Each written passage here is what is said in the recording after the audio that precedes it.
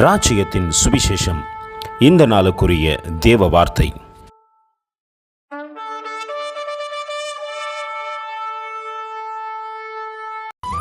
For I will not leave thee until I have done that which I have spoken to thee of.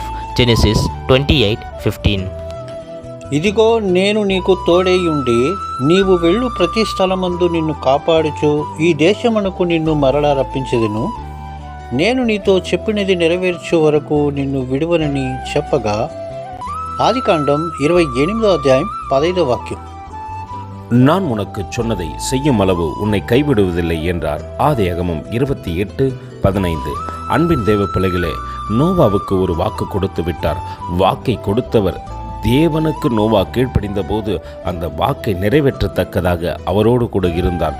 மழை இல்லாத காலத்திலே பெருமழை வரும் என்று சொன்னபோது நோவா அதை விசுவாசித்து தேவனுடைய வார்த்தைக்கு கீழ்ப்படிந்து அவர் சொன்ன வண்ணமாய் பேழையை கட்டினார். அந்த பேழையிலே அந்த குடும்பம் காக்கப்பட்டது மட்டுமல்ல, அவர்களை உள்ளே அனுப்பிவிட்டு வெளியே அவர் காத்திருந்து அந்த வாசலை அடைத்தார் என்று வேதம் சொல்கிறது.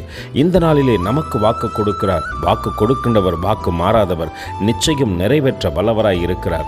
அவர் நம் வாழ்க்கையிலே சொன்னதை செய்யும் அளவு நம்மை கைவிடுவதில்லை. அந்த அன்பின் தேவனுக்கு நேராய் நம்மை தாழ்த்தி தரைமட்டமாய் ஒப்பு கொடுப்போமா?